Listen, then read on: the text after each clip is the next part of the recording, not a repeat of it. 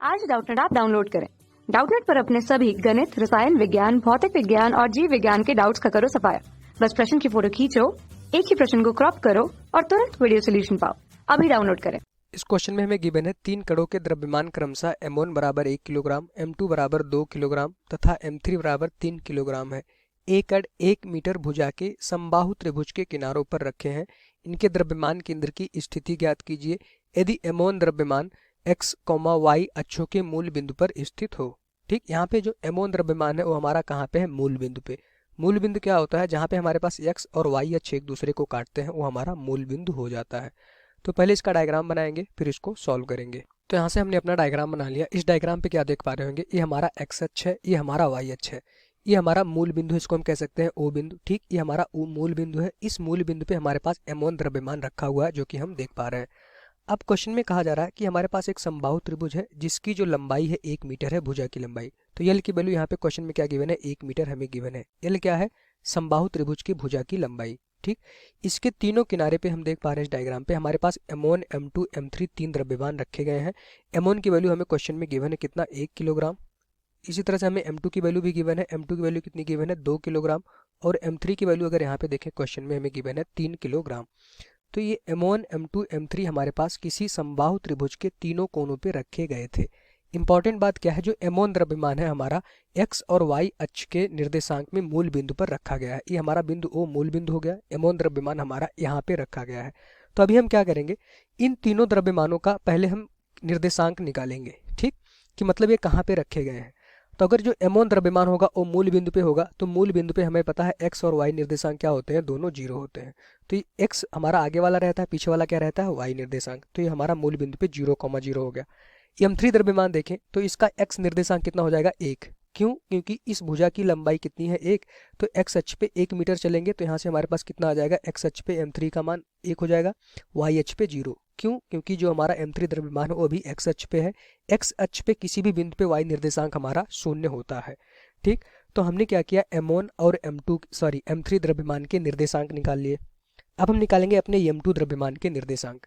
अच्छा, अगर देखें m2 द्रव्यमान का जो x निर्देशांक होगा, अगर यहाँ पे एक हम क्या करें? लाइन खींचे तो इसका x निर्देशांक कितना हो जाएगा? 1/2। क्यों? क्योंकि यहाँ पे कट करेगा। इस मूल बिंदु से इस बिंदु मान लेते हैं हमारे पास कोई एक बिंदु P था। मूल बिंदु O से P के बीच की दूरी कितनी हो जाएगी? 1/2।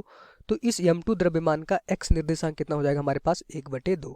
ठीक, ये x निर्देशांक हो गया x अक्ष में दूरी m2 द्रव्यमान का। अब हमें निकालना है y निर्देशांक इस m2 द्रव्यमान का। तो y निर्देशांक निकालने के लिए हम यहाँ पे देखेंगे, ये इंपॉर्टेंट है, इसको सोच माना। समबाहु त्रिभुज है तो ये कोण हमारा कितना होगा? 60 डिग्री होगा। ठीक, L की वैल्यू क्वेश्चन में गिवन है। अगर इसका एक घटक देखें तो इस दिशा में हमारे पास आ जाएगा L sin 60। ठीक, ये वाला जो घटक होगा हमारे पास L sin 60 आ जाएगा, वही हमारा y निर्देशांक होगा इस m2 द्रव्यमान का। ठीक, तो यहाँ से देख सकते हैं L sin 60 हमारे पास इसकी वैल्यू कितनी हो जाएगी? अगर यहाँ पे देखें L sin 60 क्या होगा? इस m2 द्रव्यमान का y निर्देशांक होगा जो कि इस y अक्ष पे आएगा। ठीक, इसका एक घटक। तो L की वैल्यू क्वेश्चन में गिवन हमारे पास 1, sin 60 की वैल्यू होती है √3/2। तो m2 द्रव्यमान का जो y निर्देशांक होगा उसका मान कितना आ गया? √3/2। हमने क्या किया? अपने तीनों द्रव्यमान के x और y निर्देशांक निकाल लिए जो कि हमें द्रव्यमान केंद्र निकालने में यूज होगा। अब यहाँ से अगर देखें, चूंकि ये हमारा जो त्रिभुज है वो हमारा x और y निर्देशांक में रखा गया है, तो इसका द्रव्यमान केंद्र कहीं पर भी होगा। यहाँ कहीं मान लेते हैं अगर इसका द्रव्यमान केंद्र होगा, उस द्रव्यमान केंद्र के भी दो निर्देशांक होंगे, एक हमारा x वाला होगा, एक y वाला होगा। तो हम कह सकते हैं हमारे पास ये द्रव्यमान केंद्र होगा, इसका निर्देशांक क्या होगा? x cm बोल सकते हैं। cm मतलब सेंटर ऑफ मास, और हमारा y cm मतलब कि इस द्रव्यमान केंद्र के भी दो निर्देशांक होंगे, एक हमारा x अक्ष का होगा, एक हमारा y अक्ष का होगा। ठीक, जब कोई भी हमारे पास बिंदु होता है x y निर्देशांक में तो उसके दो निर्देशांक होते हैं, एक x अक्ष वाला, एक y अक्ष वाला। उसी से हम बता पाते हैं कि ये जो द्रव्यमान केंद्र होगा इस मूल बिंदु से इतनी डिस्टेंस पे होगा x अक्ष में, इस मूल बिंदु से इतनी डिस्टेंस होगा y अक्ष में। ठीक, तो यहाँ से अब अपना हम x सेंटर ऑफ मास निकालेंगे। सेंटर ऑफ मास को हम बोलते हैं x अक्ष का द्रव्यमान केंद्र। x अक्ष का अगर द्रव्यमान केंद्र देखें तो उसको लिख सकते हैं x cm बराबर कितना हो जाएगा? m1। m1 द्रव्यमान, उस m1 द्रव्यमान का x निर्देशांक उसको बोल सकते हैं x1 प्लस m2 द्रव्यमान प्लस m2 द्रव्यमान का x निर्देशांक, क्योंकि अभी हम क्या निकाल रहे हैं? x अक्ष का द्रव्यमान केंद्र। तो m2 द्रव्यमान का x निर्देशांक मान लेते हैं x2 है, प्लस हमारे पास तीसरा क्या हो जाएगा? m3 द्रव्यमान का x निर्देशांक बटे हमारे पास क्या हो जाएगा? m1 प्लस m2, ये हमारा डायरेक्ट सूत्र होता है, ये हमें पता है। जो द्रव्यमान केंद्र का सूत्र होता है, अगर हमारे पास 3-4 पिंड दिए गए हैं तो उनके पूरे निकाय का जो द्रव्यमान केंद्र होता है उसका मान क्या होता है, x बराबर m1 x1 plus m2 x2 dash dash dash इस तरह से बटे सारे द्रव्यमानों का योग m1 प्लस m2, ये हमारा सूत्र होता है। तो अगर x के लिए निकालेंगे, x सेंटर ऑफ मास हमारा इतना आ गया m1 x1 plus m2 x2 plus m3 x3 बटे m1 plus m2 plus m3, क्योंकि हमारे पास सिर्फ 3 द्रव्यमान है। अब अगर यहाँ पे सारी वैल्यू पुट करें, यहाँ से समझने वाली बात होगी, अच्छे से इसको हम देखेंगे। अभी हम क्या निकाल रहे हैं, x अक्ष का द्रव्यमान केंद्र, ठीक।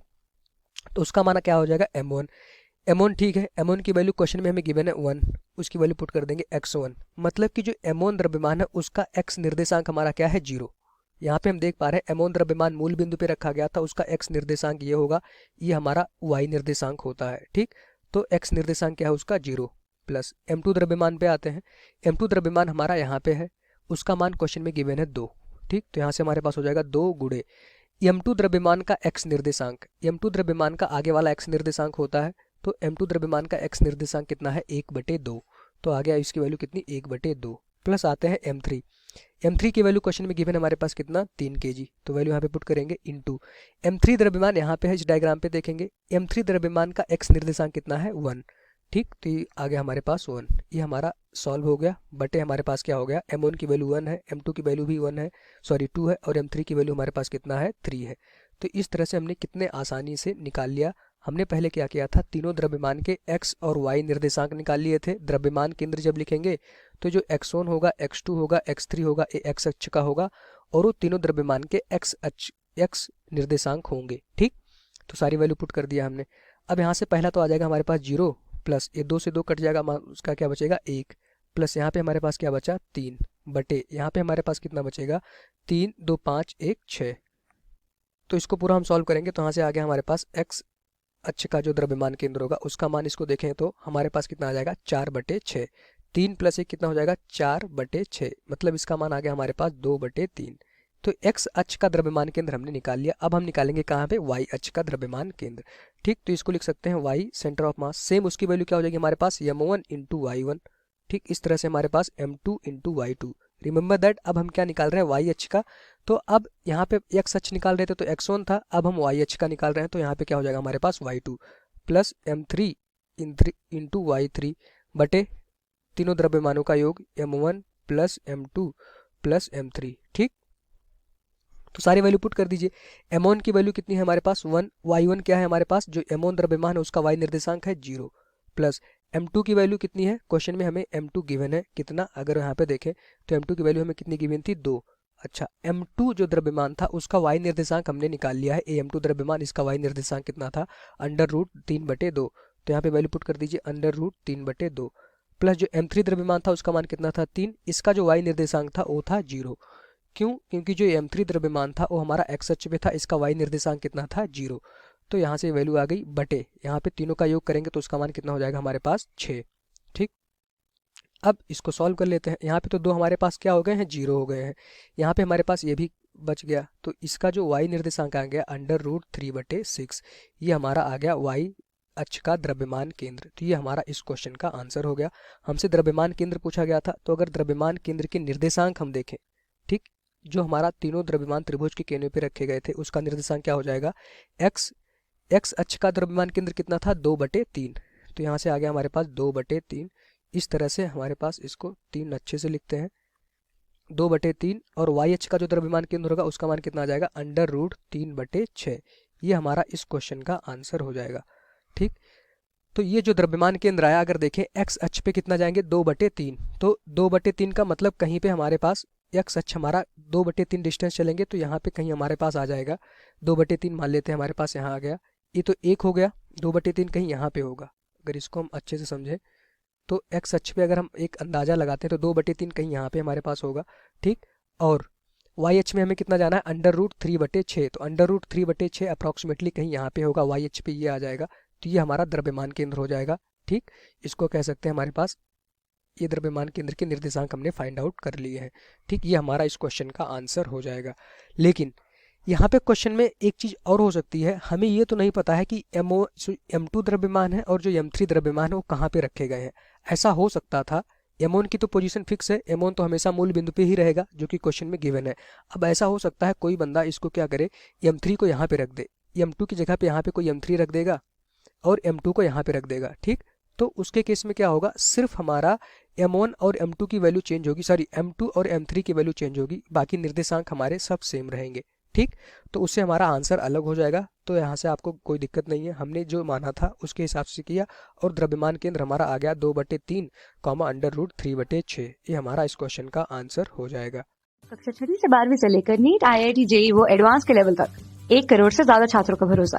आज ही डाउनलोड करें डाउटनेट ऐप या व्हाट्सएप करें अपने सारे डाउट्स 8400 400 400 पर।